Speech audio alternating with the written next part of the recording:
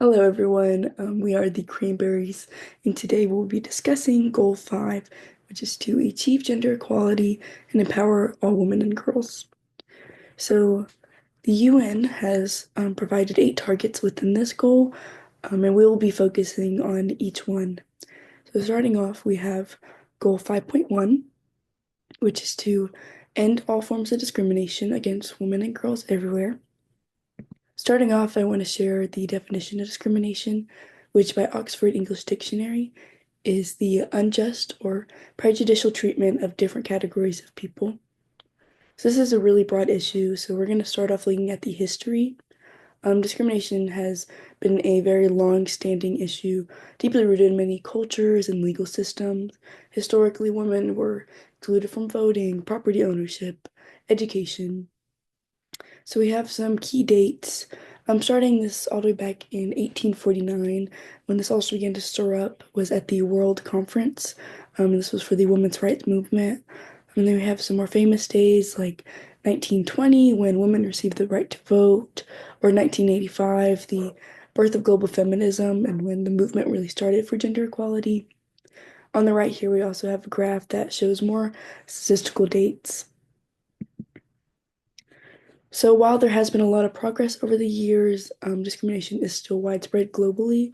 So here I have a graph of the Gender Inequality Index, and this refers um, to 3 dimensions, and that's how it received its data from reproductive health, empowerment, and the labor market, and that's how they tested to see where each country was at. So they received as much data as they could, but they got it from ranging to the left, which is the 0, and that's where women and men are treated very equally, or all the way to the right, where one gender faces very poor in all the 3 dimensions that I just mentioned.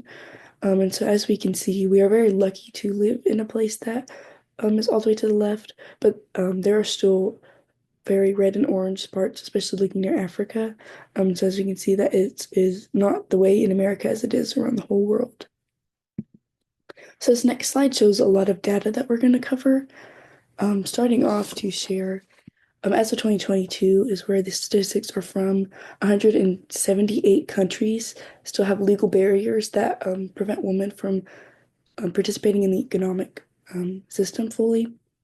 We have 86 countries where women face a sort of job restriction because of their gender, 95 that don't guarantee equal pay. Um, we also have more statistics on that that shows that 1 in 4 women say they earn less than a man for doing the same exact job. Also, show that 59 countries provide no legal protection against women who are sexually harassed in the workplace. On the right here, we have some more statistics. I won't go over each one, but some notable ones to mention that, as we can see here, nearly 2/3 of the world's illiterate adults are women. I mean, that stayed that way for the last 2 decades. And that 153 countries do have laws which discriminate against women economically. And that was from the Oxfam Gender Justice and Women's Rights. So the UN has done a couple things to help their goal reach its progress.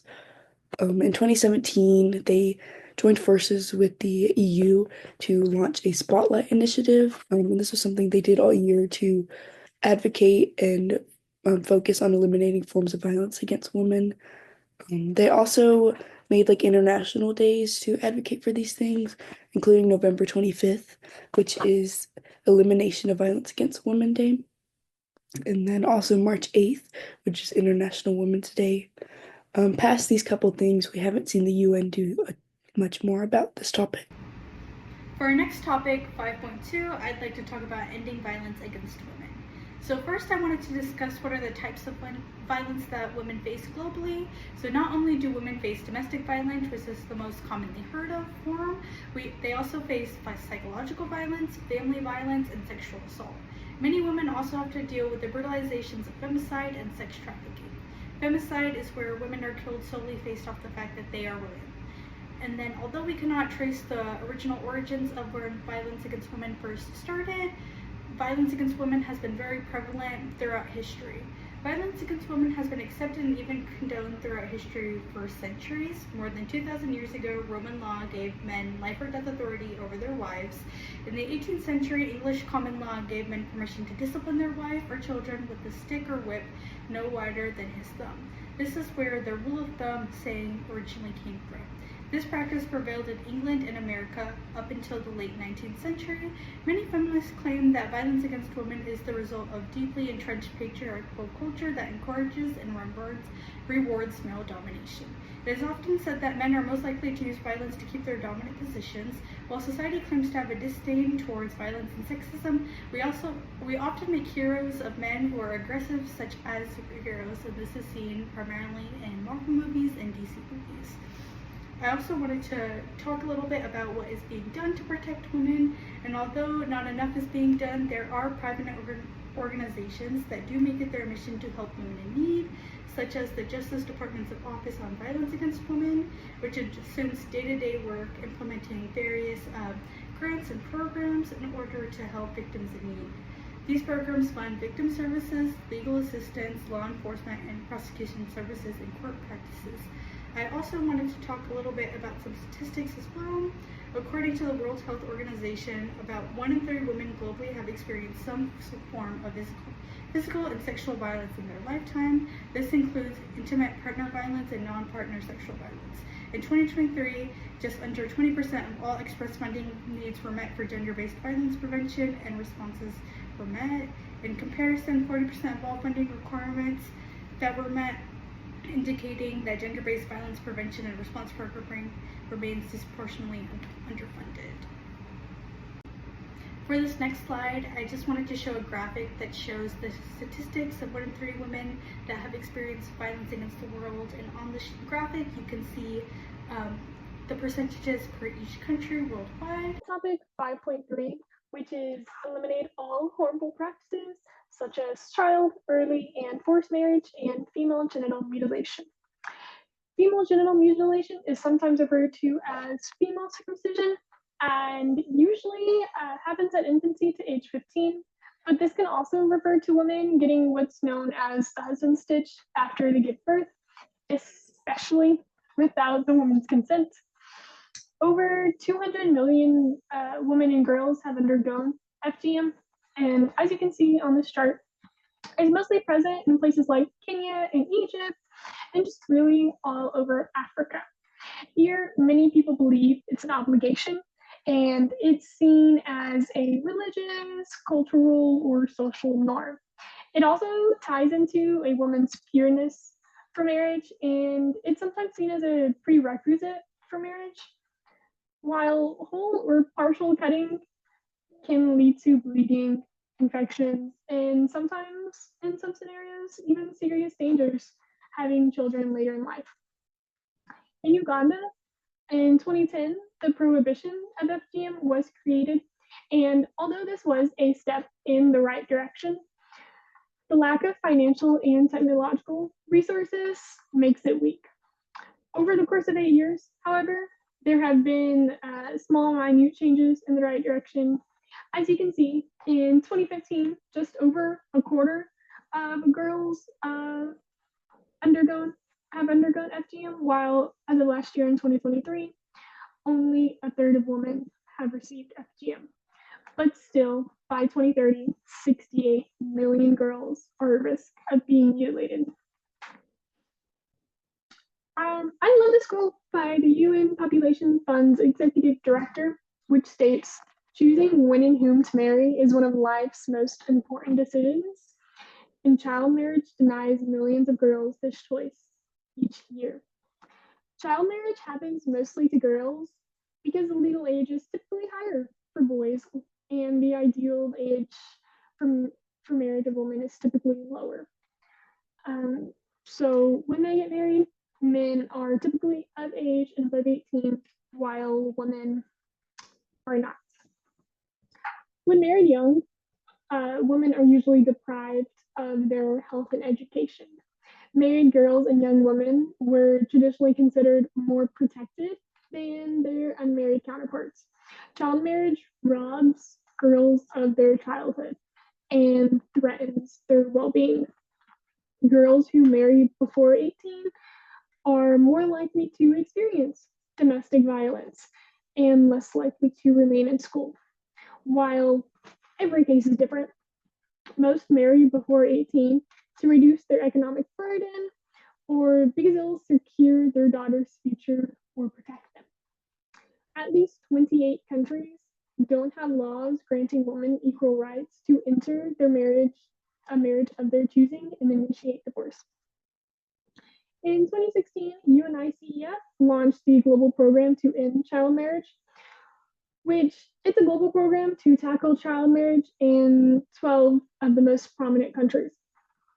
It promotes the rights of adolescent girls to avert child marriage and pregnancy and enables them to achieve their aspirations through education and alternative pathways. Some stats for you: 650 million girls around the world are married before their 18th birthday, and about 1 in every 5 girls are married before they're 15. While in the US it is smaller in some countries, as you can see, only 6.2 girls in every 1,000 are married before they're 18. Target 5.4 is to recognize and value unpaid domestic work. We must recognize that women have a very disproportionate work burden. For example, women work about 1.4 hours for every hour a man works in Nepal and Kenya. Furthermore, in developed countries, about 65% of unpaid domestic work is done by women, while in developing and emerging economies, approximately 80% of unpaid domestic work is done by women. Similarly, approximately 76% of unpaid domestic care worldwide is done by women, which leaves only a tiny 24% which is being done by men. Perception of women as being the primary responsibility for childcare and domestic labor is something which drives the statistics for the discrimination in the workplace it makes them very swayed, and it highly affects the supposedly unexplained portion of the gender pay gap. So on the right here, we have a chart which gives us a side-by-side view of the differences in paid work, housework, and childcare in both 1965 versus in 2011. On the left, in 1965, we can see that the amount of paid work done by men is over 5 times as much as paid work done by women. In contrast, we can see that women did 8 times as much housework and almost 5 times as much childcare. In comparison, when we look on the right side of the graph, we can see that the proportions are much more even in 2011. However, women are still doing twice as much childcare and housework and almost half as much paid work. This shows just how much more room for improvement we have in bringing gender equality to all workplaces, including the home. Now, let's move on to 5.5. This is to ensure women's full and effective participation and equal opportunities for leadership at all levels of decision making. So within this one, they want to look at proportions of seats held by women in parliament, local government, and managerial positions. So as of 2023, there's an average of 26.5% of seat in national parliament worldwide. Furthermore, 28% of managerial positions are globally held by women. And so the UN's goal ideally is to have 50-50%. And so looking at these statistics, it does not look like we'll be reaching our 2030 goal. Some things I wanted to mention on this slide is that progress has been made over time. As we can see, in 1916, when Jeannette Rankin was elected for Congress in the US, she was the first woman. And something I also want to note is our goal of gender equality in relationship politics is that we can ensure women do have equal opportunities to lead, and the emphasis on being chosen by your character rather than your gender. And the point of equality is getting there, so the gender isn't even a question, but it's just someone's character. So on the next slide, we have some statistics on countries and what percent of women they have in politics. As you can see on the left, even goes so low as to less than 5% of women in politics. So here's some data just to furthermore our point and show where we're at right now. For the next topic, 5.6, we wanted to talk about ensuring universal access to sexual and reproductive health and reproductive rights to all women. And so Women's reproductive rights have been a controversy globally for centuries. The right of women in regard to their bodies should be the business of women and women only. There are many changes that could be made globally in order to ensure the protection of one's rights. We can see this globally with bills such as Roe v. Wade being overturned. I also wanted to share some statistics for this. So women's reproductive and autonomic rights have varied from country to country. Globally, 45% of abortions are done unsafely. More than half of these unsafe abortions were performed in Asia, and this is primarily in South Asia and Central Asia, where hospitals and clinics are not common in rural areas, and you would have to travel all the way out to cities in order to see a doctor, and it is highly unaffordable as well. In Latin America, every 3 out of 4 abortions are life-risking. In Africa, more than half of the abortions performed are unsafe. More than 13% of maternal deaths are due to the lack of proper abortive care, and over 7 million women per year are hospitalized due to the side effects of unsafe abortion procedures. And normally this includes abortion procedures that are done at home, since they cannot afford going to the hospital.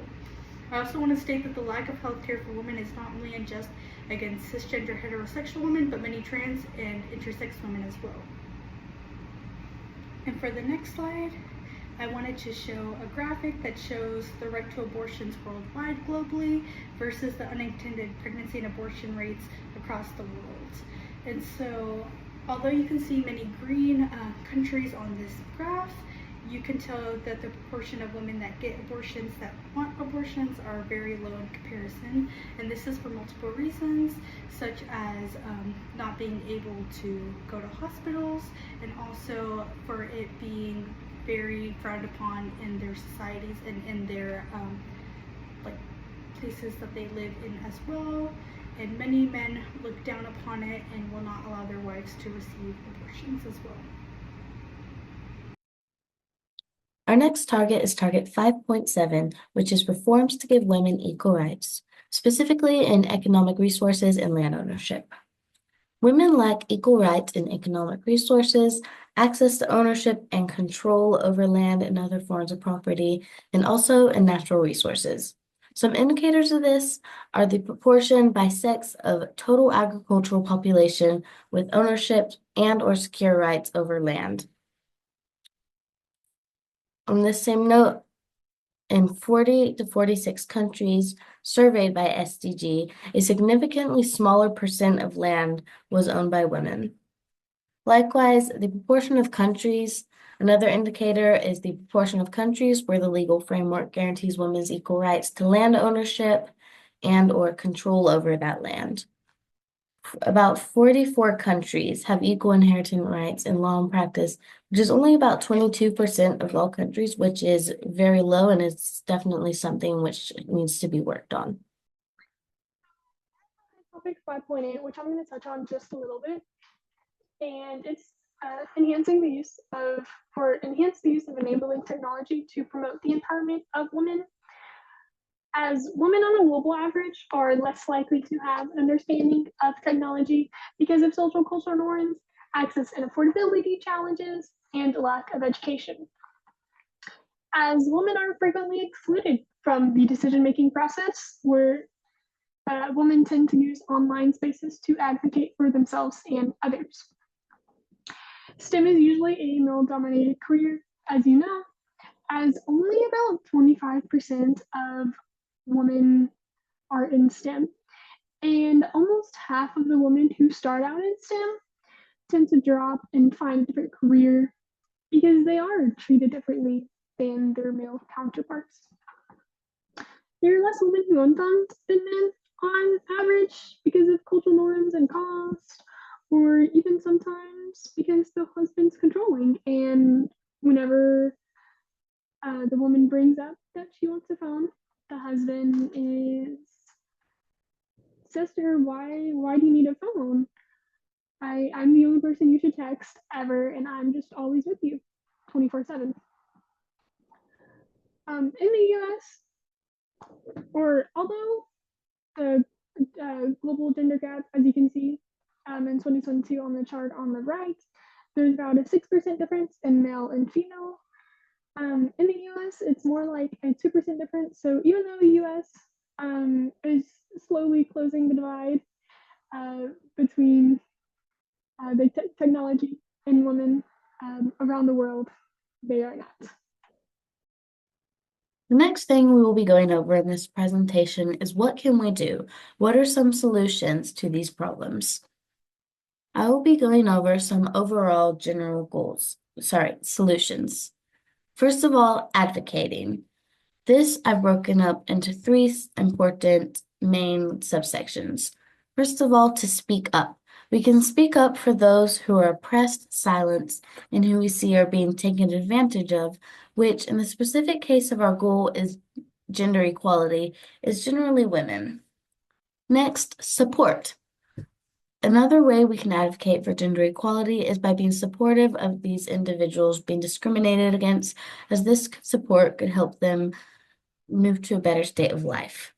Lastly, representation. A big part of advocacy is to represent those being discriminated against. We can represent these people by spreading awareness of them while remaining educated on their rights. Similar to advocating for gender equality, another solution is to bring attention to gender inequality. By bringing attention to this issue, more people will be made aware of it, which is an important step in ending any problem. When people are made aware, they can be moved to help, and if we have enough people on board to solve the problem, it is more likely to be ended. Next, another solution would be to increase punishment for discrimination. Increasing punishment for discrimination would be a good incentive to help solve this problem, as it will scare potential offenders away from being discriminatory towards individuals and also populations. Next, another solution would be access to resources. Ensuring that we provide all individuals with equal access to all resources is another aspect of making gender equality happen. Lastly, educate yourself on women's rights and equality problems. We can encourage people to educate themselves on women's rights and equality problems, as this would be a good way to raise awareness and just know what's going on. And now we will be moving on to specific solutions. So, as you can see, there are a ton of things that we can do to fix gender equality in the US. There are a couple listed here. We can enforce laws to protect women in states that do not have them, and create mentorship programs to support women in leadership, to therefore hopefully promote and inspire women in leadership and increase the number of women both in STEM and in politics. We can speak out and spread understanding and equip leaders with the knowledge that child marriage and FGM still go on today. We can provide girls with the tools to create safer environments. For example, in Japan, most kids get their own phone before preschool. Those are equipped with the basic features, and it's constantly tracking their location, and there's a little strap on the phone, and if it's pulled, then it sends an alert to their parents and takes multiple pictures and snapshots of their location and whoever's trying to grab them, or just whoever. We can also build more hospitals in rural areas and reduce the cost of healthcare. Now, this is only a couple things that we can do as the US to lower gender equality as a whole. And finally, here are our sources. And overall, because of the very small progress that has been made over the past 8 years, we are not in line to meet any of these goals by 2030, sadly. But we should still continue to advocate and spread awareness for women and girls around the globe, so we can hopefully strive to achieve gender equality someday in the future.